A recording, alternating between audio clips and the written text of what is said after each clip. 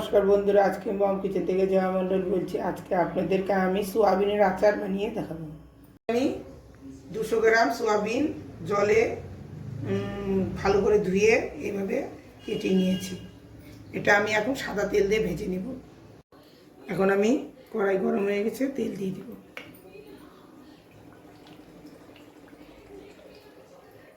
তেলটা গরম হোক। এখন আমি তেলটা মিক্স করে করে এগুলো একদম কড়া ফ্রাই করে নেব। এইভাবে সব সোয়াবিনগুলো তেলের মধ্যে ভেজে নিয়েছি। দেখুন এখানেও ভেজে নিয়েছি, দেখুন একদম মশমশা করে ভেজে নিয়েছি। এখন আমি এগুলো সব নামাই নেব। সোয়াবিন ভাজা হয়ে গেছে। এখন এর মধ্যে তেলের মধ্যে আমি বাদাম দিয়ে দিলাম। হালকা একটু বাদামটা ভেজে নিব।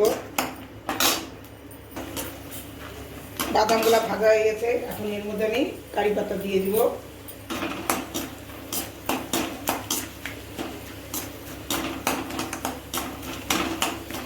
এই কারি পাতা বাদামের মধ্যে এখন আমি তিল দিয়ে দিব। তিলটা একটু ভাজা করে নিব। তিলটা একটু আমি ঢেকে দিয়ে ভাজা ভাজা করি যাতে ছিটে বলে। তিল বাদাম কারি পাতা ভাজা হয়ে গেছে। আমি এর মধ্যে এখন জিরা, এর মধ্যে জিরা আছে, ধনিয়া আছে, মৌরি আছে, আর আমি চাট মশলা শুকনো লঙ্কা দিয়ে একটু ভেজে গুঁড়ো করে নিয়েছি। এটার মধ্যে আমি দিয়ে দিলাম। মশলাগুলো সব এর মধ্যে আমি দিয়ে দিব।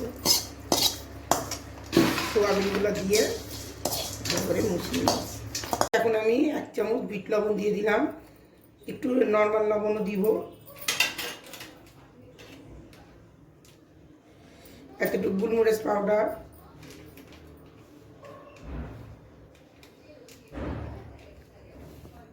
শুকনো লঙ্কার পাউডার দিয়ে দিলাম।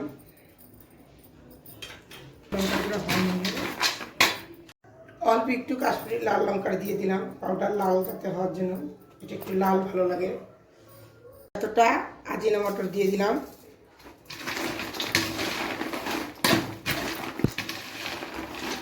এটার মধ্যে এখন আমি লেবু রস দিব। এভাবে আপনারা বানাবেন। ডালের সাথে এমনিও বসে খেতে ভালো লাগে, টিভি দেখতে দেখতে এইভাবে বানিয়ে স্টোর করে রেখে দেবেন। টেস্টের জন্য লবণ লেবু দিয়ে দিলাম। হয়ে গেছে আমার সোয়াবিনের আচার। দেখুন শুকনা সোয়াবিনের আচারটা ডিব্বাতে আমি ভরে রাখবো।